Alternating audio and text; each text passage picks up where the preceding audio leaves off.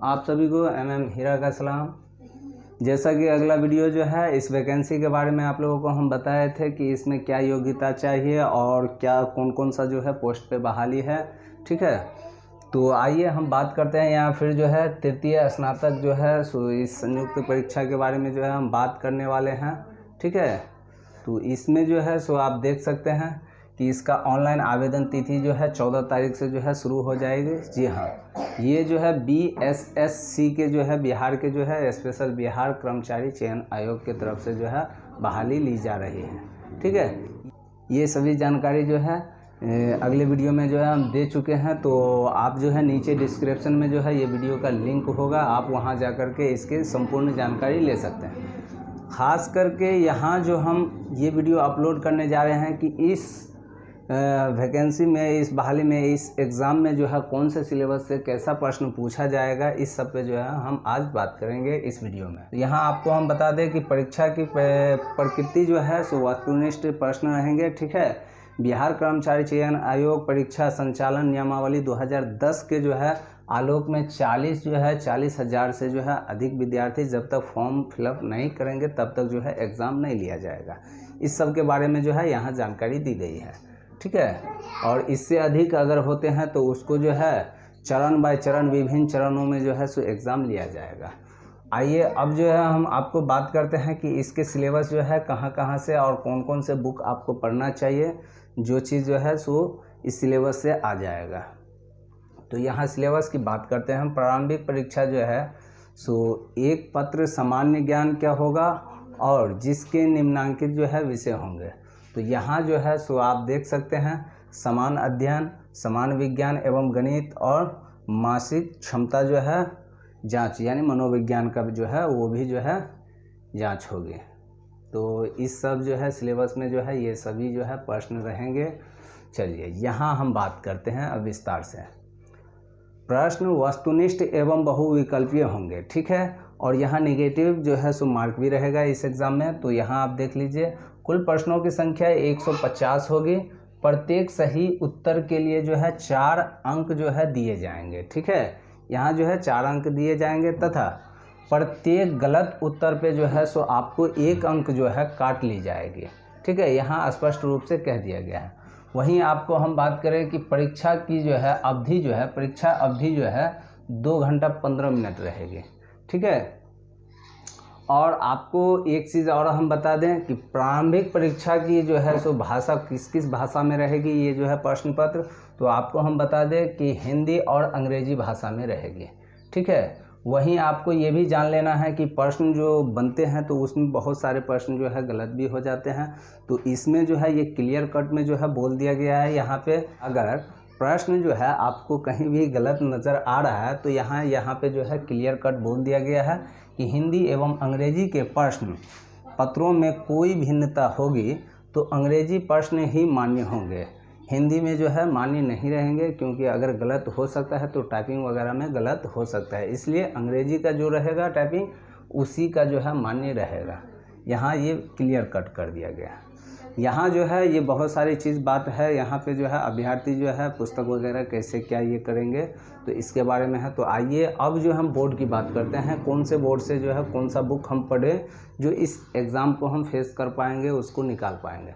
यहाँ पे 3 खंड में जो है सो प्रश्न रहेगा, जिसमें समान अध्ययन जो है खंड क रहेगा, गणित खंड जो है ख रहेगा और समान विज्ञान खंड ग, ऐसा करके रहेगा, जिसमें NCERT बुक का जो भी प्रश्न होगा वही जो है यहाँ अवेलेबल, वही जो है मान्य रहेगा। BSCB Bihar school examination board के जो बुक के जो प्रश्न रहेंगे वही जो है मान्य रहेंगे। ठीक है, फिर ICSE, ठीक है, फिर अन्य बोर्ड के जो है टेक्स्ट बुक के जो है सो मान्य होंगे। तो आइए अब हम जान लेते हैं सिलेबस को लेकर के। ठीक है, सिलेबस जो है प्रारंभिक परीक्षा का सिलेबस निम्न प्रकार से होंगे, जिसमें सामान्य अध्ययन में जो है आपको सामान्य अध्ययन में करंट अफेयर वगैरह होता है, तो इस पे जो है समसामयिक विषय, जिसमें जो है वैज्ञानिक प्रगति, अभी जो है वैज्ञानिक के क्षेत्र में जो है प्रत्येक देश जो है आप देख रहे हैं कि तरक्की पे तरक्की कर रहा है। ठीक है, तो इस जो है इस विषय पे भी जो है आपसे प्रश्न पूछा जा सकता है। फिर राष्ट्रीय लेवल पे हो सकता है, अंतर्राष्ट्रीय विश्व लेवल पे हो सकता है। तो राष्ट्रीय लेवल अंतर्राष्ट्रीय पुरस्कार के बारे में भी जो है प्रश्न पूछा जा सकता है। फिर भारतीय भाषा के बारे में जो है प्रश्न पूछा जा सकता है। और पुस्तक जो होता है, कौन सा बुक लिखा, कैसे क्या, इस सब के बारे में लेखक का नाम भी जो है इस प्रकार से भी जो है वो पुस्तक के बारे में भी पूछा जा सकता है। लिपिक हो गया आपको, राजधानी हो गया, मुद्रा हो गया, खेल खिलाड़ी, ठीक है, महत्वपूर्ण घटना है। तो ये सभी चीज़ जो है, खेल खिलाड़ी किसको कौन सा अवार्ड मिला, ये सब सारा चीज़ जो है और महत्वपूर्ण घटना है।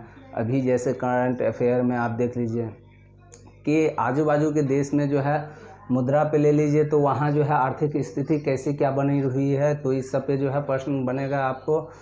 अंतर्राष्ट्रीय लेवल पे अभी जो है जैसे रूस और यूक्रेन का जो है लड़ाई वगैरह महत्वपूर्ण घटनाएं हो रही है, वो सभी चीज़ जो है आपको करंट अफेयर में देखने को मिल जाएगा। तो इस सब से जो है आपको तैयारी करनी चाहिए करंट अफेयर की, ठीक है। जो भी अपना अभी जो है अब घटित हो रही है, चाहे वो बिहार में हो या फिर जो है अपने देश में हो, भारत देश में हो, या फिर जो है अदर कंट्री में जो हो, तो आपके पड़ोसी देश जो हो गया उस सभी के बारे में।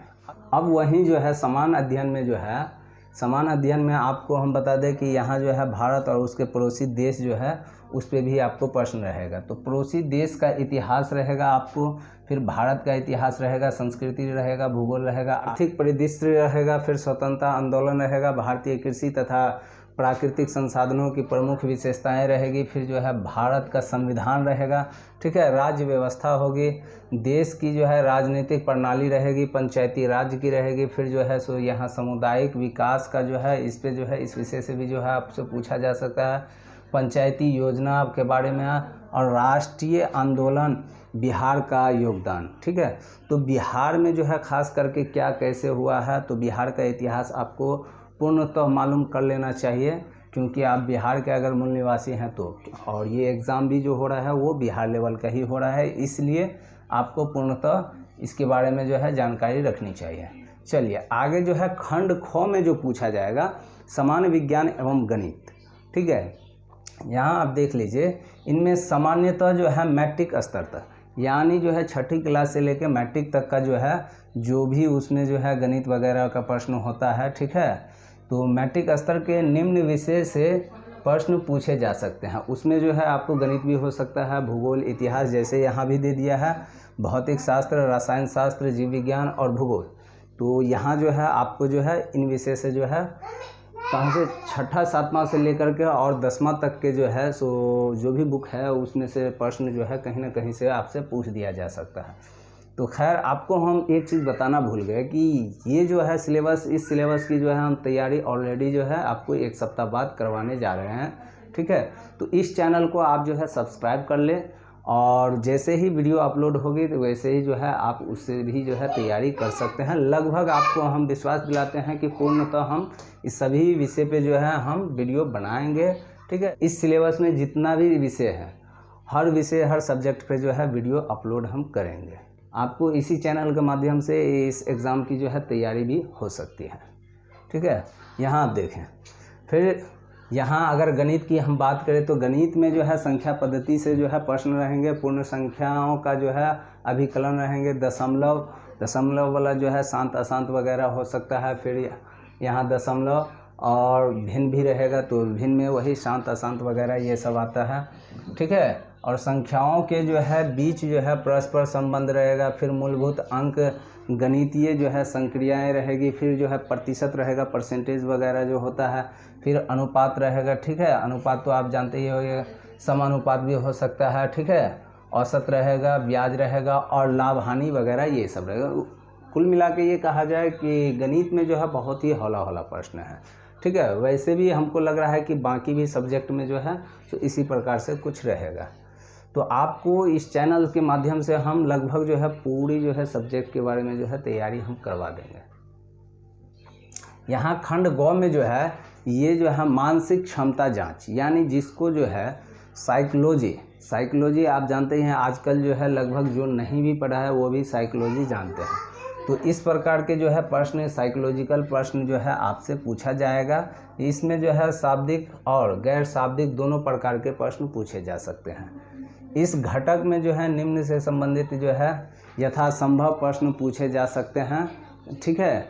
और कोई भी एग्ज़ाम होता है कंपटीशन का तो उसमें जो है साइकोलॉजिकल जो है वो प्रश्न रहता ही रहता है, ठीक है। सादृश्य, सामान्यता एवं भिन्नता, ठीक है। स्थान, कल्पना, तो साइकोलॉजी का जो भी पढ़ाई आप लोग किए होइएगा वो जानते होइएगा कि ये होता क्या है, विश्लेषण क्या होता है, ठीक है, कल्पना क्या होता है, समस्या समाधान क्या होता है। तो ये सब आम चीज़ है, ये साइकोलॉजिकल चीज़ है, ठीक है। अब इसमें होता क्या है कि प्रश्न कहाँ से पूछ दिया जाएगा ये थोड़ा टफ रहता है, लेकिन ऐसा कुछ नहीं है।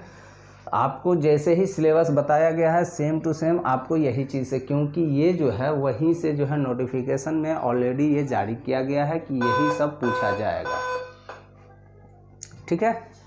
चलिए अब आपको हम क्वालिफाइड मार्क्स के बारे में बताते हैं। अब यहाँ पे हम बात करेंगे क्वालिफाइड मार्क्स के बारे में। तो मार्क्स के बारे में यहाँ हम लोग बात कर लेते हैं कि देख लीजिए, कार्मिक एवं प्रशासनिक सुधार विभाग, सामान्य प्रशासन विभाग द्वारा निर्गत संकल्प संख्या इतना दिनांक इतना के आलोक में लिखित परीक्षा के अभ्यर्थियों को न्यूनतम अर्हता प्राप्त करना अनिवार्य होगा, ठीक है, जो निम्नलिखित है। यहाँ सामान्य वर्ग के जो भी लोग, जो भी स्टूडेंट वगैरह जो भी व्यक्ति रहेंगे उनको जो है 40% चाहिए ही चाहिए, ठीक है। फिर अगर हम बात कर ले वहीं जो है पिछड़ा वर्ग के, तो पिछड़ा वर्ग के लिए जो है सो आपको 36.50%, ठीक है, यानी कुल मिला के जो है 36.5% जो है इनको चाहिए। अत्यंत पिछड़ा वर्ग के लिए जो है 34% चाहिए। अनुसूचित जनजाति के लिए 32% चाहिए। फिर महिला, सभी वर्ग के महिलाओं के लिए जो है सो आपको 32%। फिर जो है दिव्यांग के लिए भी जो है 32%। यानी कुल मिला के ये कहा जाए इतना परसेंट आप मार्क्स ले आते हैं तो आपकी जो है यहाँ जो है पास होने का 100% चांस दे देता है, और फिर आपको एक और एग्ज़ाम देना पड़ता है। अब उसके लिए जो है सिलेबस वो अलग से जारी करेगा, या फिर जो है सो उसका नोटिफिकेशन ऑलरेडी इसमें अंकित कर दिया गया है कि उसका नोटिफिकेशन अलग से जारी होगा, ठीक है। तो यहाँ आप क्वालिफाई अगर कर जाते हैं तो आगे की परीक्षा की फिर से तैयारी आपको करनी होगी। ऑनलाइन आवेदन संबंधित जो है यहाँ पे आपको क्लियर कट में जो है बता दिया गया है कि ऑनलाइन आवेदन की प्रक्रिया जो है 14 तारीख से स्टार्ट हो जाएगी और 17/5/2022 को समाप्त हो जाएगी। वेबसाइट जो है इसका जो है आपको ऑनलाइन करना है अगर, तो वेबसाइट इसका ये है। तो इस वेबसाइट पे जा कर के जो है अपना लॉगिन करना है, फॉर्म भरना है bsscbihar.government.in पर, ठीक है। फॉर्म भरते वक्त जो है आप बहुत चीज़ का जो है ध्यान रखिएगा। और हाँ, एक प्रश्न खास करके, एक प्रश्न ऐसा था कि समकक्ष के बारे में जैसे पूछा गया था मदरसा बोर्ड के और संस्कृत स्कूल बोर्ड के। अब यहाँ समकक्ष की अगर हम बात करें, मदरसा और संस्कृत स्कूल के जो सर्टिफिकेट होते हैं स्नातक के, तो इसमें तो आलिम फाजिल वगैरह हो गया, उसमें जो है शास्त्री शायद उपशास्त्री होता है। तो ऐसा जो है वो भी विद्यार्थी जो है फॉर्म भर सकते हैं, ठीक है। यहाँ पे जो है क्लियर कट में जो है बता दिया गया है, ठीक है। जन्म तिथि उसका जो रहेगा मैट्रिक या समकक्ष के प्रमाण पत्र में इसके माता पिता का जो भी नाम रहेगा उसी के आधार पे यहाँ पे अंकित करना पड़ेगा, ठीक है। तो आप स्कूल से पास किए हों या फिर जो है आप जो है संस्कृत स्कूल से पास किए हों या फिर जो है सो आप मदरसा से, ठीक है। अगर आप आलिम फाजिल हैं तो पर भी आप फॉर्म भर सकते हैं, शास्त्री उपशास्त्री होंगे तो पर भी आप फॉर्म भर सकते हैं। लेकिन इसमें 2 ही ऐसा है सीट जिस पे आप फॉर्म भर सकते हैं। 2 मिलाकर के आपको हम यहाँ बता दें कि एक जो है सचिवालय सहायक वाला और दूसरा जो है योजना सहायक वाला। ये 2 पोस्ट ऐसा है जिस पे आप फॉर्म भर सकते हैं, ठीक है। बाकी हो सकता है तो डाटा एंट्री ऑपरेटर का भी हो, और इसके लिए तो आपको जो है डिप्लोमा वगैरह चाहिए, ठीक है। आपसे अनुरोध यही हम करेंगे कि आप इस चैनल को जो है सब्सक्राइब कर लीजिए, और वीडियो पसंद आया हो तो लाइक ज़रूर कीजिए, ताकि जो है इस पर जो भी वीडियो जो है अपलोड हम करेंगे उसका नोटिफिकेशन आपको मिल जाएगा। और ये जो जितना भी आप सिलेबस का जो भी चीज़ आप जो भी विषय सब्जेक्ट देखे हैं इस सभी पे जो है वीडियो अपलोड होता रहेगा। यहाँ से भी जो है आपको इस एग्ज़ाम की तैयारी हो सकती है। तो आपको ये वीडियो और ये चीज़ जो है कैसा लगा आप हमें कमेंट करके ज़रूर जवाब दीजिए। अब अगर और भी कहीं आपको त्रुटि है, मन में कोई और भी प्रश्न बन रहा है तो आप हमको जो है कमेंट करके जवाब दें।